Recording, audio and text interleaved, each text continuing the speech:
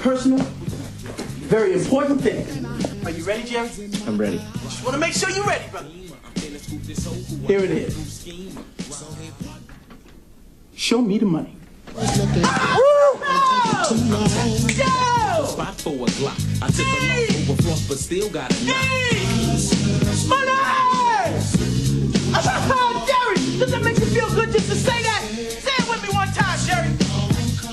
Show you the money. Oh, no, you can do better than that, Jerry. I want you to say it with meaning, brother. Hey, I got Bob Sugar on the other line. I better hear you say it. Yeah, no. Show you the money. Not show you. Show me the money. Show me the money. Yeah. Louder. Show me the money. That's it, brother, but you got to yell. Show me the money. I need to feel you, Jerry. Show me the money. Jerry, you better yell. Show me the money. Show me the money. Do you love this black man? I love the black man. Show me the money. I love black people. I love black people. What you gonna do, Jerry? Show me the money. Congratulations, you're still my agent. All right, let's hear it for that. I want to thank Jackie for sending us that clip a while back and give us the idea to bring that. I thought that was just a perfect way to start on our panel. So we're going to open this up to you guys. We're not all about showing the money. Literally, though, we were more about substance and getting to you, building your dream, living your dream. It's a building block process. And everybody up here on this panel has had different areas of influence or different areas of challenges building their business. And so it's our goal today to be able to be a resource for you guys, and anything you guys want to talk to us about, we're willing to get into a discussion with you and spend the next 35 minutes giving you whatever information we can help you with. I guess I'll start. My name is Paul Horsley. I'm the owner of Scott's Pressure Wash in Calgary, Canada. Second generation pressure washer. My father did it before me. I'm involved. My son's involved, 30-year-old son, so he's third generation. I'm primarily in fleet washing, but we're rail car washing. We do flat work, buildings, warehouses. Our sales this year will exceed $5 million.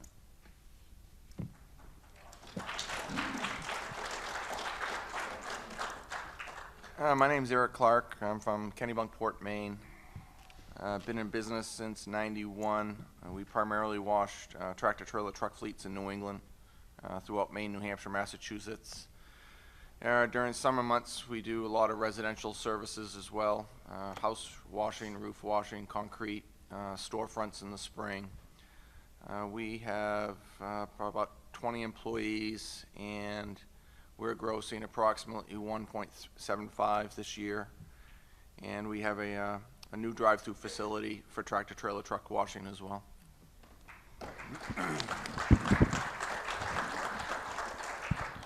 I'm Ty Eubanks, South Shore Building Services. We are from Southern California. We've got two offices that we recently opened a new office so that we can be more efficient and service customers a little bit further out than our 1 hour radius. We've got 50 employees. We do 4.3 million. That's our goal this year. We try to have a 10% increase every year. Last year when I was on the Millionaire panel, I was at 3.6. So we're $600,000 bigger this year, which is certainly hitting our goals. Started when I was in high school in 1979, bucket and a squeegee, and slept in on residential. Slept in the mornings when it was raining and when it wasn't raining if I didn't have business, just so I didn't have to buy an extra meal that morning because I didn't have enough money to even get through the day and eat.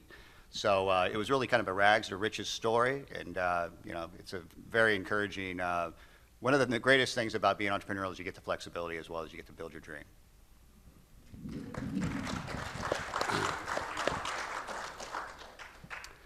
I'm Mike Kinderleiter, and I started in power washing as a contractor in 1985.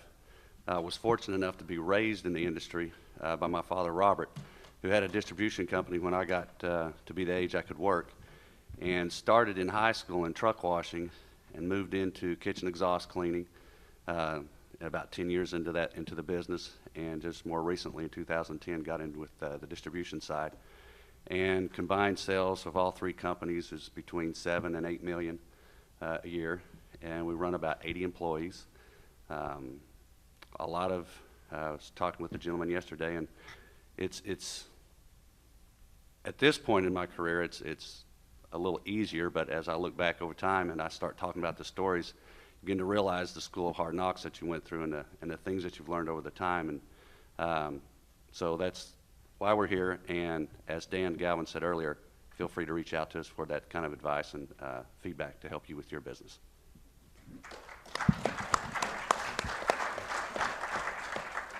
My name's Daryl Merz. I'm with a company, Averis. We do primarily kitchen exhaust cleaning. It represents about a third of our business for kitchen exhaust cleaning. Been in business since 1985, same as Michael, and did a lot of different things. Did exhaust system cleaning. We've done flat work and things like that at the very beginning, but then started concentrating more on the restaurants, and that's our primary focus. We've added other service companies to the restaurants. We do things on the roof. We do hood or filters and soakers. We do fire services as well, which is a pretty big piece of our business. Our revenues right now are around 19 million. At our peak, which was probably 6-7 years ago before I sold it, we're at about 48 million total. Condensed it down now. I got about 100, maybe 140, 150 people work for me. And during one of my talks is, you know, we make more money now than we did when we were at 48 million. You got to find that sweet spot for us. And I'll give you one of our quick little stories. Is when I started a business, worked for Burger King, and had to go to my mom to give me $10,000 for my first pressure washer, trailer, and all that stuff. And it was a good thing, but then, you know, I had to pay my mom for the last 30 years, and it's been very expensive. Should have went to a loan shark, quite honestly, and been done with it a long time ago. But just want to share that with you.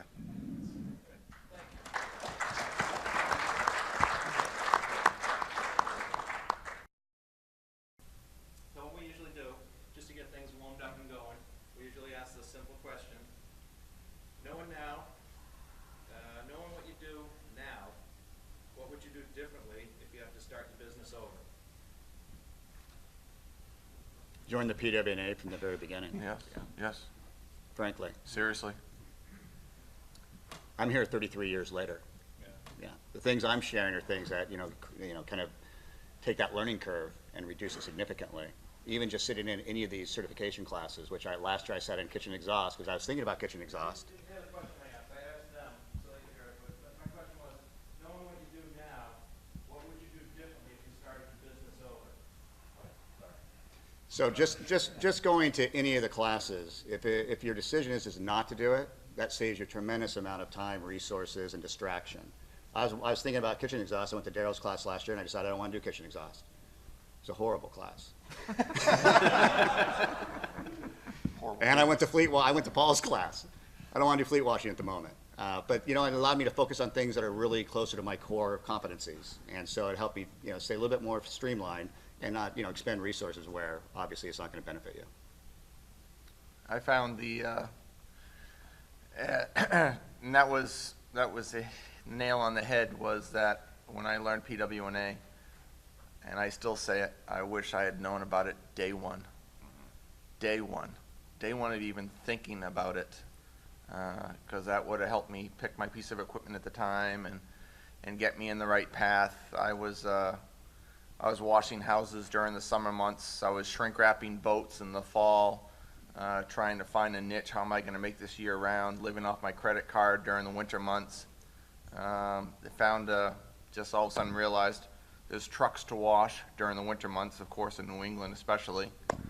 And started pushing, and we were putting a mobile truck on the road with 2 machines every year for, I think it was about 7 years. Every year we were putting another truck on, all to do with fleet washing. And at that time, though, at that point when we were excelling that much in growth, I was going to, back then PWNA was doing 2 shows a year. And as soon as I went to that first show, I think I've missed maybe 2 shows since. And it's all been, you know, learning from others who are actually in the industry, who've been doing it longer than you. I mean, it's a turnkey thing. You know, you start talking with them, next thing you know, they're educating you on what the equipment they use, how they go about their market, how they go about their labor, everything. So that was my biggest thing. Wishing I'd done it earlier. I wish I'd known about it earlier. Yeah, I agree with him as well. I came here, when I first came here, probably 13 years ago. I worked with my dad. at the time, I was working at the railroad before that, but went to work with him as a partner, and the sales were about 400,000. And, I heard about the PWNA, the association, so I came, I met a bunch of guys, and was inspired, and I think that's what really, got me excited, was, I met guys like Daryl, and he's telling me he's doing $30 million, and I'm going, really? Like, really? Pressure washing? That inspired me. I thought, well, if guys like him can do it, so can I. So, in the years that I just mentioned, my business has gone from 400,000 to over, 5 million. We'll go over 5 million. I'm inspired by these guys, but I've learned a lot and, read a lot of books on business and that, and systemizing your business, and hopefully we'll talk about some of that stuff today. But this association, and I think people don't realize, coming here and belonging and networking with people. Give you an example, had an opportunity, somebody called me about washing rail cars, and, it was a little overwhelming what they wanted us to do. I didn't think it was possible, but I wasn't sure, so I picked up the phone and I talked to one of the members, and I said, is this what I should be doing, how to clean these rail cars? And the guy said, yeah, well, that's what I would do, and so we got into it. And I've been doing that for the last 13 years, cleaning rail cars, probably around 40,000 rail cars, and, made millions doing it. And I really believe that it's because of the association and networking possibilities, and just, talking to people, that's made me successful. So it's very important.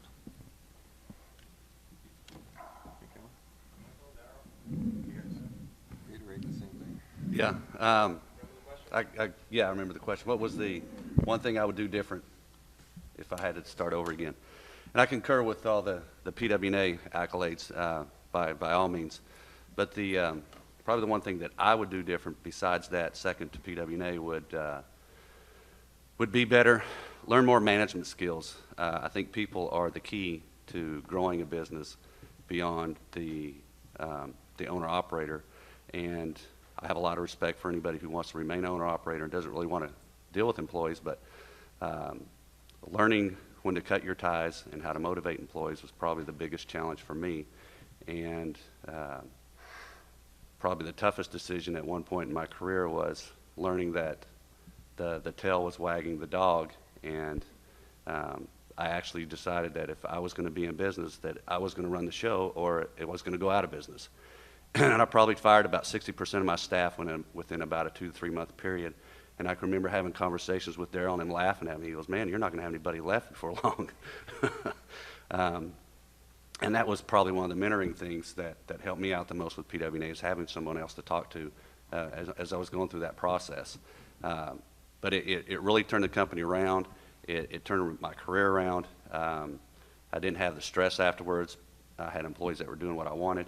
I had goals in place, expectations that were met, and I held people accountable. So that, for me, was the biggest turning point. And if I was starting business again, that's where I would start, along with all the technical and PWNA stuff that goes along with our industry. And for me, the same accolades to PWNA. I've been here every show that we've had for the last 21 years and stuff, always learning stuff, always coming up with new ideas.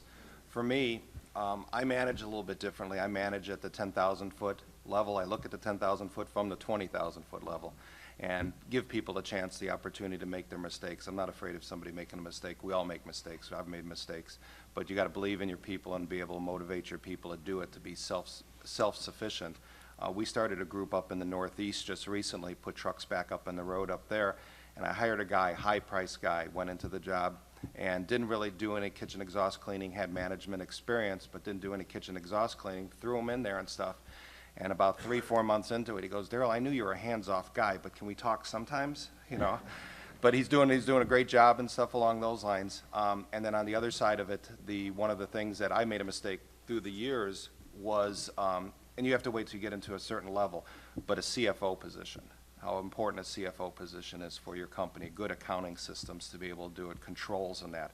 Not meaning that I wanted to sit there and play all the games and do all the things with them, but being able to have that person to be able to do that, to take care of sales tax. For us, sales tax, we have to file sales tax monthly, basically all across the whole country. It takes our CFO about 5 days a month just to do sales tax processing of about 65,000 different codes that are charged in different areas for zip codes. It's a nightmare.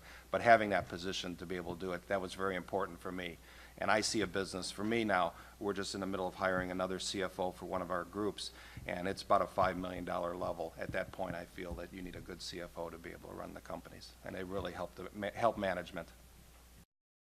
His question was, what qualities in a CFO would you look for if you were to be hiring one? For me, basic accounting principles, sales tax, doesn't have to be a tax accountant, but has to understand how to compile taxes, to go to a regular accounting firm to do our taxes. But managerial experience. A CFO doesn't just count the books and stuff, the beans and stuff along those lines. He's with you at a meeting with a customer and things along those lines. He does a lot of those type of things for you. Keeps your head focused on making sure, okay, this account would be nice to get, but are we going to make any money at it? So he looks at things a little bit differently. I'm going like, hey, let's pick up the big locations and stuff along those lines, but he's more after making money. So a lot of the meetings and stuff he's involved with directly. He involves, deals with all the insurance issues, things along those lines, banking relationships, and it works out great.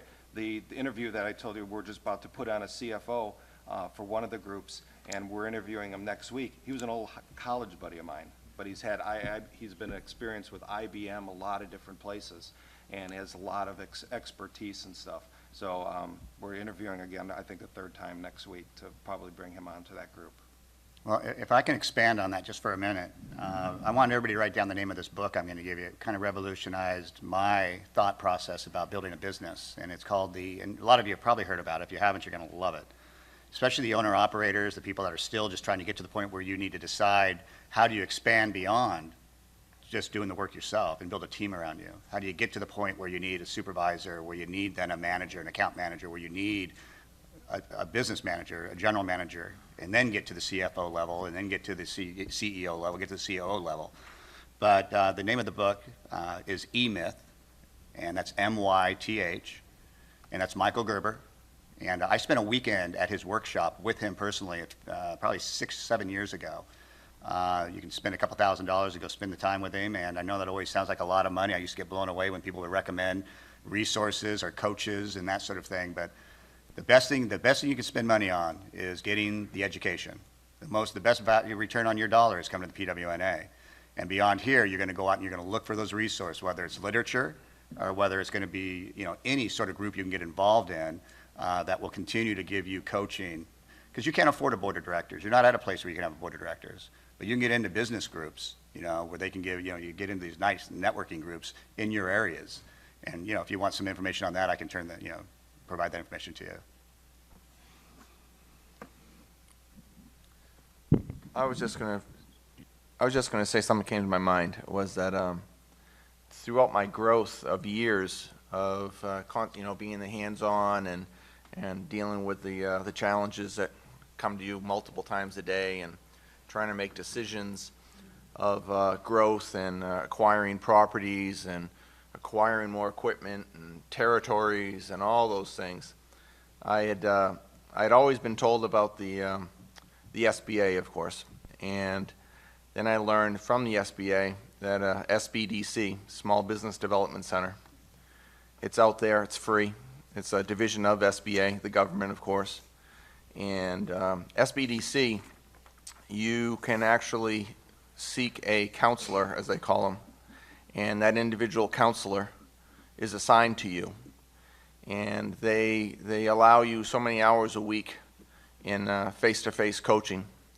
And I hitched up with a gentleman who I'm still close with today, very close with, an older gentleman now who was retired.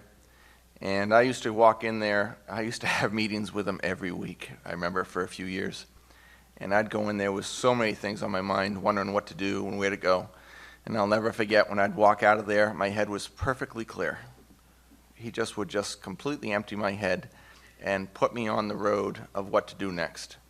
And I still reach out to him for fun, but it was an awesome tool to have.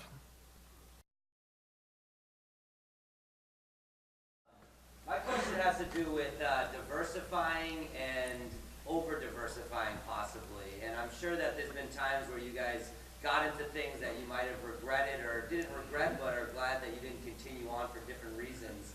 I currently have window cleaning as our primary source of revenue. It's in some ways our point of entry to the property.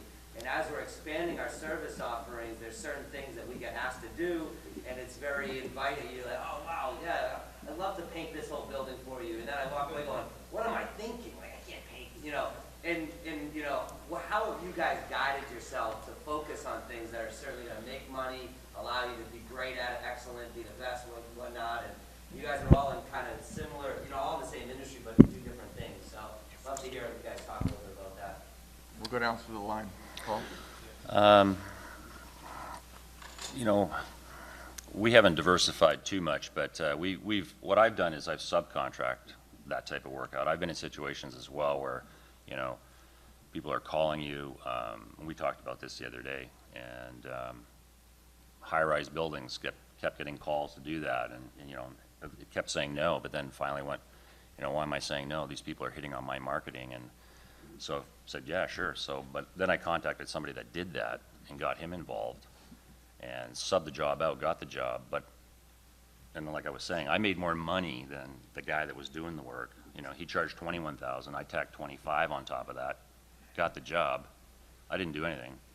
He did the work.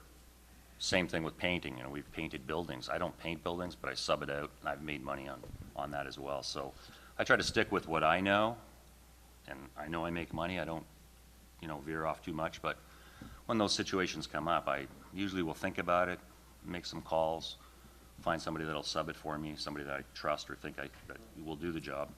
And so that's what I've done. I was advised, and I believe from my SBDC friend Joe, back in the day, of course during growth and looking at various opportunities of focus on what you do well. I have not, the neat thing is when you get asked if you'll do something, all of a sudden you realize, oh, there's an opportunity. And so I usually grab it and say, I'll get back to you, and start thinking about it and see what the niche is and if it's something that would really work well in the future, and looking to see who else is doing it and so forth.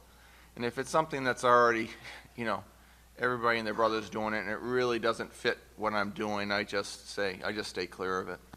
But I did come across, which coincidentally, PWNA once again, of roof washing. Just in the last few years, at least in the Maine, New Hampshire area, there is so much growth taking place on roofs. And I've been asked, and because of heights and safety and so forth, no, we really don't do that. And then as soon as I, at some of these shows, of course, and talking, realizing, yeah, that's the latest thing. And I'd say that this summer itself, at least 50% of the phone calls we're receiving for house washing is roof washing.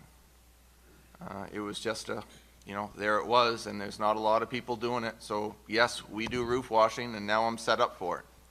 So that's my side of it. Well, first of all, it's a really good question. As I mentioned in the opening remarks, you can get distracted very fast. And it's the organization, it's the people that you associate with that keep you on the right path. I think we've all probably got stories of how we've gone down different roads. After 35 years of being in business, if you took the cumulative years that I've been distracted, I could probably get a few years back and be a little more focused and productive.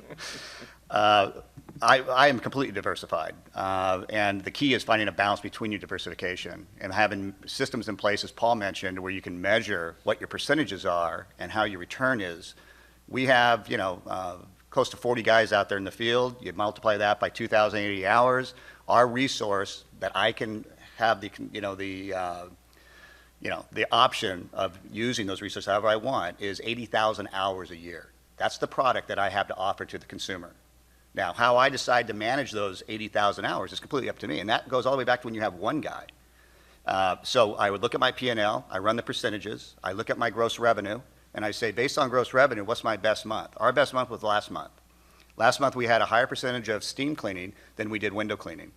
And we didn't overbalance out in the bird abatement that we do, the metal restoration that we do, and several other services we do. So good news for you guys. Our highest return that has the best, most positive impact on my P&L is our flat work we do and our structural pressure washing that we do.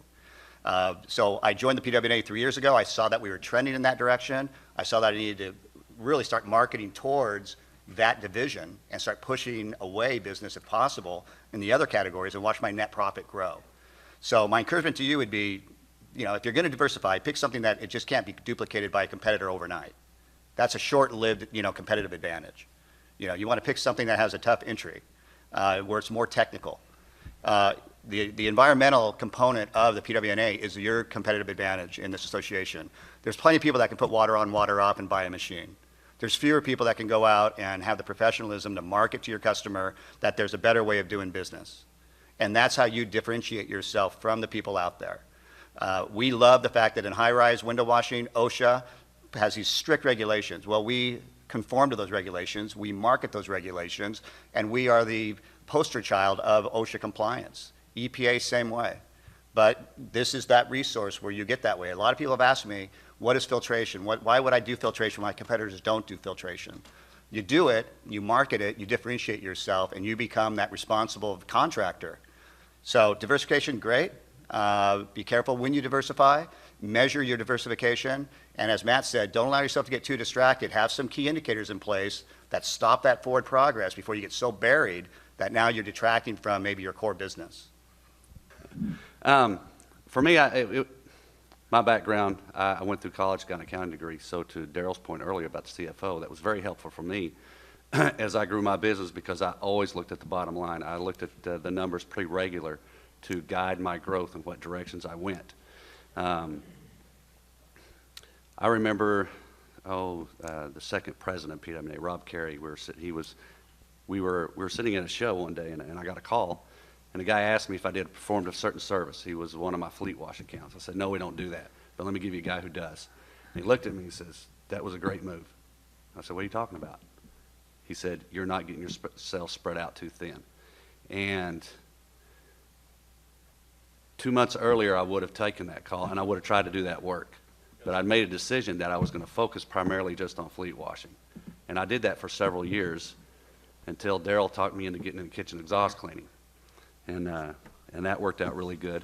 I'm glad I got into it. It took me, I did one of those borrowing things as well when I got into that business. I borrowed money from my grandparents, and I was determined to pay it back. But it was 2 years to turn that company around. And it was personal investment. And because I had put myself on the line with a family member, I was determined to make the company successful and to get them paid back. If I'd have stepped back and looked at it, they wouldn't have cared. I could have just paid them back in another form or whatnot. I had a happier life. But because I went through that and I learned all that, it did become a successful business. I guess you have to, for me, it became a point of where your priorities are. And I like the things that Ty said about looking at that bottom line and finding where your numbers are. There's a lot of. I thought you'd like that. Yeah, Accounting guy. because I'm an accounting guy. Yeah. Yeah. So,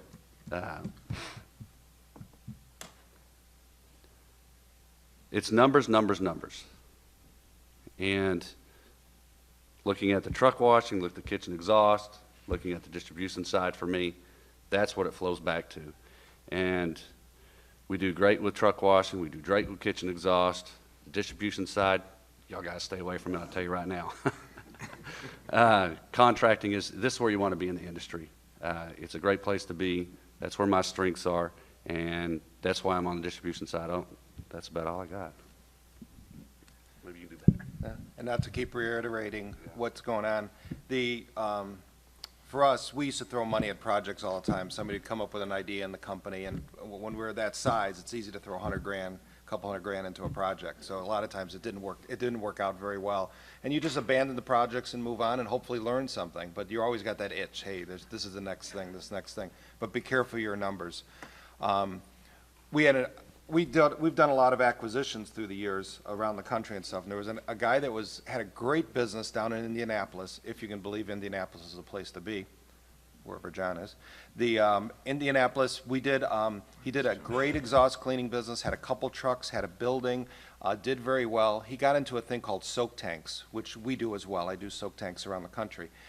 And it's where you put a little tank inside the restaurant to be able to clean, or to be able to put filters in and different carbonization things inside there to clean these things. And he got so hooked up that was his business, and it was his cash side business.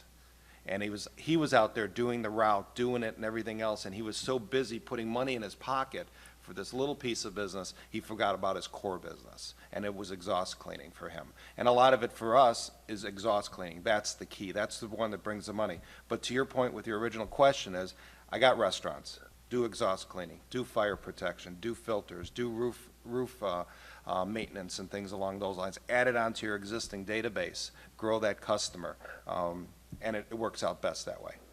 Not to have to go after a whole new market. Yeah. It's the different pieces. Yep. Yeah, and the different pieces that feed the core. Well, and taking that lost leader potentially that ends up not being, you don't abandon it if it's exposing you to new other opportunities. But you have to have a plan in place to cross-sell over those higher margin service lines. And like Darryl was saying, if you can stay within it's cheaper to keep a customer than get a customer.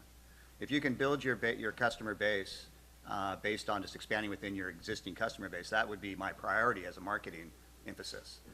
So my encouragement to you guys would be, look at what you've got, figure out how you can maximize what you've got. When opportunities come along, look at it. Does it complement what you're currently doing, or is it completely disjointed from what you're doing? That would probably be key indicator number one. Is what you're currently doing going to complement what you're considering doing? I think that's really critical if you want to have some, reasonable expectation of success. Quick question. Staff is my biggest issue. Managing staff, ensuring that the staff deliver on a job. I can't be on every job site. I've got 11 staff now. We've got crews, we've got supervisors. How do you all, going from one stage to the next, ensure, do you motivate your staff, your supervisor in charge, to ensure that he does the right job every time? The easiest way to put it would be, and excuse my French ladies, I am very anal and a perfectionist when it comes to what we do. I need my staff to deliver on that. Do I give the guy X amount of dollars to say, right, go out and perform, this is how I want you to perform? Do you incentivize him? Do you keep spot checking? I can't go to 15 jobs in a day and keep spot checking, So how did you all handle that? Or did you ever have that challenge, and how do you handle it going forward?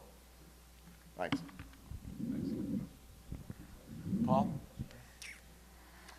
Well, I think at some point, there's trust that has to happen, and hopefully it starts with training, and you train them. I know I'm like yourself, you're talking about being a perfectionist. I don't think anybody can do it better than me, but I've come to learn over the years that, I set the bar, this is where I want it to be, but I know that it's pretty hard for them to achieve that, so, I'll settle for this down here. It's just something you gotta get used to, I think. But I think if you put some systems in place as well, to check, and, we have GPS on our trucks. We know they're tied right into the pressure wash equipment. We know how long those pressure washers are running. We spot check. We check those things. We also use that to back up. People have complaints. Your guy wasn't there. Yes, he was. We can prove it. So that happens quite often as well.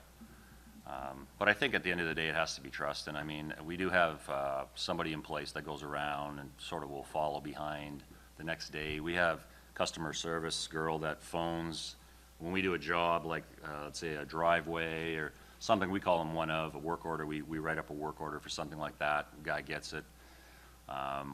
The operation guy goes through and explains the job to him. The salesman explains that to the operations guy. The operations then transmits the information to the technician with pictures, description. They go over the job, and then we have a girl, once that work order comes back into the office to get processed with an invoice, that goes to one of the girls. She picks up and phones the customer the next day and asks how was the job, and usually you know right away whether the job was done well or not.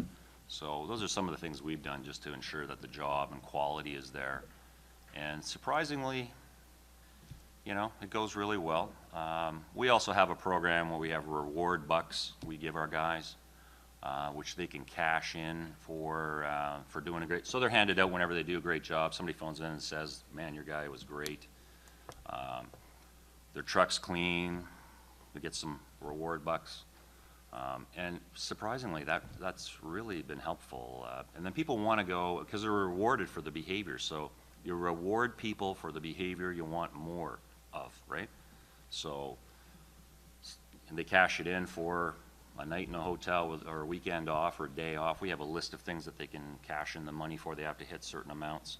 So that's been really successful for us, and our guys love that, and you know, and so they keep going out doing more good things and a good job because there's something in it for them as well. So. I have found myself being very much of a perfectionist. No. The is that Who's speaking? is trying to as in the mobile wash industry, as I'm assuming everybody knows here, is majority of the time the individuals are on the road, and especially on the fleet wash side, they're on the road Saturdays and Sundays for 12 hours a day. So what happens is it becomes very difficult to get quality time one-on-one with the individuals. And what we have been working on for a long period of time, and we're getting much better at it now, is we actually are scheduling the individuals.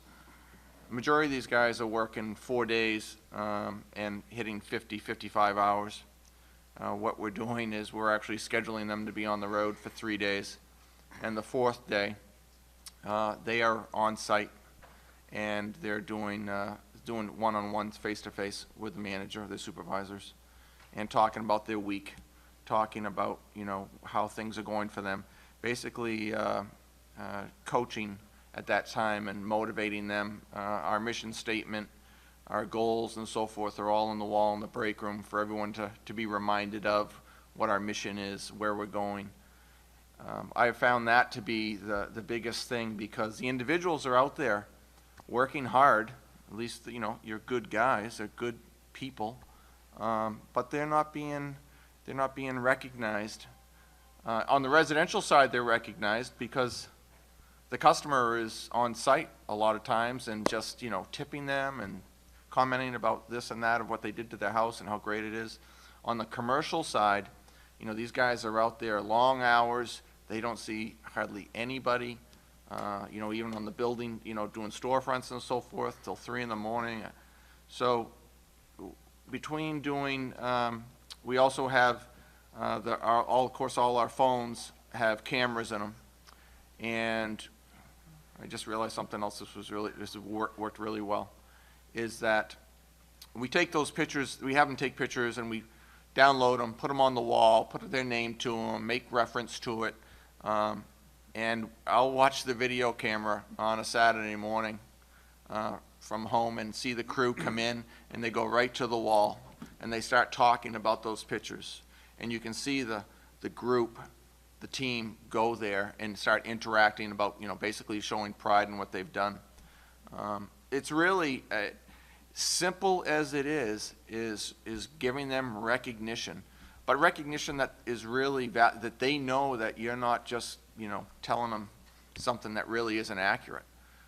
We just started doing something with that has been a huge hit, and is really just it fell out of the sky on us.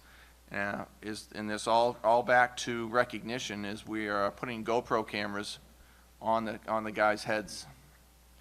They're being assigned the GoPro camera, and we have video screens in our facility, and one of the large video screens is in our break room. So we'll assign the GoPro camera for especially something unique that they're going out to wash. We just did a large roof on this gorgeous house on the ocean, and I had the crew wear a GoPro camera. Well, they're up on this roof overlooking this beautiful ocean setting and this gorgeous house, and of course, you know, taking this wood shingled roof that was moldy and mossy and making it beautiful, crisp, clean again. We take that video and put it up onto the screen. So the next day, their crew comes up, everybody is talking about what they did, you know, and it just brings this whole team thing together. So basically it instills pride. So if you get your crew to enjoy what they do and they're recognized for it, you'll find that you'll have a lot less babysitting and turnover. Well done. Well, I would say these are pretty much nuggets, wouldn't you agree? Good stuff. I'm going to start with, my whole objective when I went from being a window washer, doing all my own work, hiring a guy to, scrub windows in front of me, training him how to wash windows himself, dividing him into being a secondary crew, and then being on site with him, and then realizing that, wait a minute, I need to have 2 houses going at the same time. That'd be way more desirable. Getting a second crew going, and then I really loved it when I got the 3rd and 4th crew going, and I had to then go around between the crews and help out with the more complicated requirements. But then as I grew, I realized, well, wait a minute, how do I get into a sustainable model, where we're not all of a sudden getting into inefficiencies and abuse, and, I'm starting to lose, our credibility and our quality control. So with us, at our company currently, our supervisor is kind of our go-to person. Every job we have going on, we have, up to 15 jobs a day going on and different levels of jobs and different requirements, different skill levels. But that supervisor has a huge burden, so we take him extremely seriously and we treat him extremely well. And we want him to be somebody that everybody, aspires to want to be. We want everybody to work towards a supervising position. And so they're responsible for 5 things for us. They're responsible for quality control when they go to the job. And this is all on the work order. They have to check this off of their work order when they go to a job, and they have to put their signature at the end of it. They're accountable for these 5 requirements. So is there a supervisor on each job? Or Every crew? job. So- Supervisor on the job. We don't need there to be a conflict of interest on the job. I don't need there to be a power struggle on the job. If we end up with 2 guys on a big enough job where we have more than 1 supervisor, it'll be the senior supervisor that makes the final call. And there's no dispute. If there was a dispute, you bring it back to us, we'll figure out if there was a better way that we could have handled that decision. But he has the senior, right to make that decision unless there's been an exception made. So the 5 things is quality control, rate of travel. We need to know that early on. Are we on the rate of travel? If we're off rate of travel by 10 in the morning, we better make an adjustment by 11. If I hear about it by 2 o'clock, it's too late to make any adjustments, and then we have to come back, or it's thrown off our schedule. Our schedule with 40 guys is pretty tight. So, we have to come up with sustainable ways that we can keep that schedule really consistent. Safety. Safety is huge with us. He's got to sit back and make sure that he reviews all the safety challenges on the job. Curb appeal. This is what the engineers, this is what our customers see, this is what the tenants of the building see when they come up. I can't have guys with barricades that look like it's a construction zone. I can't have jackets outside the, barricade. I can't have lunch boxes sitting around. In our business at AAA buildings, perception is very key. They don't think that you're doing a good job as far as just your work area. They're going to quickly start dissecting everything that takes place around your building that normally they wouldn't even pay attention to. I get that signature comes back. Our customer service person will take any notes on that work order, call the customer with anything that they should know about. I don't leave that up to anybody else. That's just part of the process. She signs her name to it. Then it goes to my scheduling department. They put it in as the completed work. It makes any adjustments that the guys put on there so that the next work order goes out with current information, and then it goes to our billing department. We also offer a supervisor of the month, and we give him $100 a month. We offer a crew member of the month. We give him $100 a month, and we make a big ceremony of it at our monthly safety meetings. We find if we don't have monthly safety meetings, then we lose complete continuity within our organization. You may not think they're important, but the guys they come, they get paid. We have Mexican food. It's kind of a big deal. We take a 3-hour day out of our afternoon, and everybody comes in. The next thing I want to address is attention prevention. Attrition. Attrition prevention. This is what's key. You can focus on sales, but what good is it to focus on sales if the back end's dropping off? So I had to duplicate me. I used to be the guy out there talking to the customers. I can't be that guy. I can't be that supervisor. I can't be that account manager. So our model now, which is fairly unique in our area, is I went out and I found guys that are like-minded, that kind of have my personality. I put them out there, introduced them to my customers, really mentored them and worked with them. And then now they're the relationship between me and the customer, because when I started watching my numbers drop, my attrition pick up and customers drop off, it's because I can't duplicate myself to the extent unless I just really invest some time into it. So you got to have that face time with customers. If you get so busy administratively and you don't get out of the office, your business isn't going to grow. You're going to start losing business. So you got to figure out a model within your own companies as you grow to where you're not being so consumed with minutia that you can't work on the business. Once again, back to the E-Myth. Get that E-Myth book, read it. Get in your mind that you need to transition with your business responsibly, not recklessly. A couple more things, and I'll pass on the deal.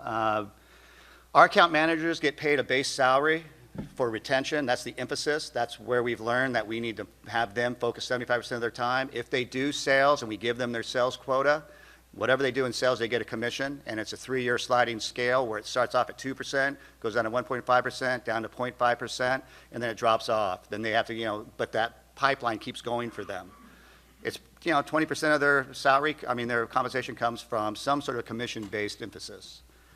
Watch your key indicators, as we talked about before, because as you start to figure out how you can come up with processes that potentially could get into diminishing returns, where all of a sudden you're not making as much money on your next hire. Every hire needs to have the same dollar return. As soon as you make that hire and you watch, if you're watching your key indicators, you should have 5 of them.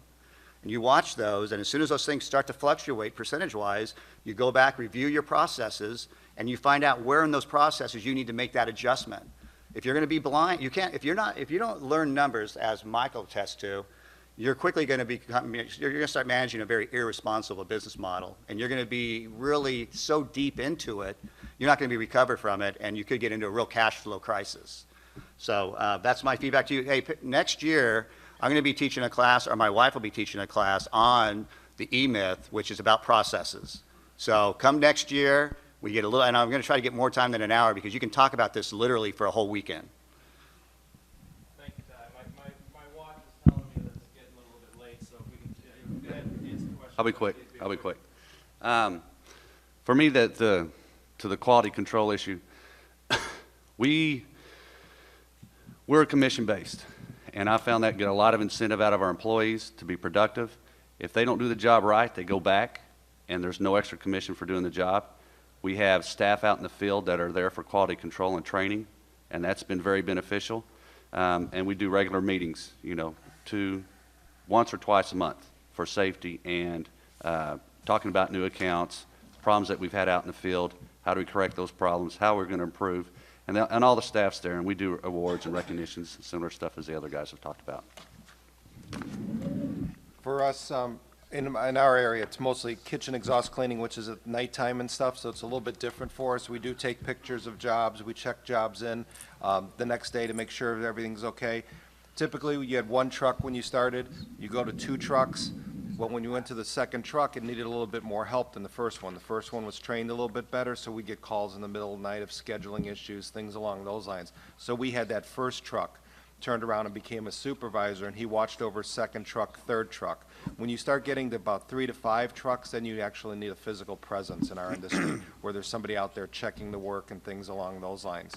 And then as that area grows, you turn around, and then you may need like a manager to be able to manage those guys, manage that night supervisor, but then you're getting about 5 to 7 trucks, 8 trucks to be able to afford it, and be able to have a manager that also does customer service, quality control, and then new sales. You got to have all areas of those people to being able to do their jobs, to tying that, basically that whole branch and that route together. That's all I got.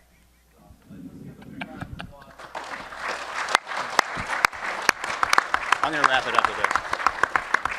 Hey, Dan, thank you very much for your contributions to this. We really appreciate it.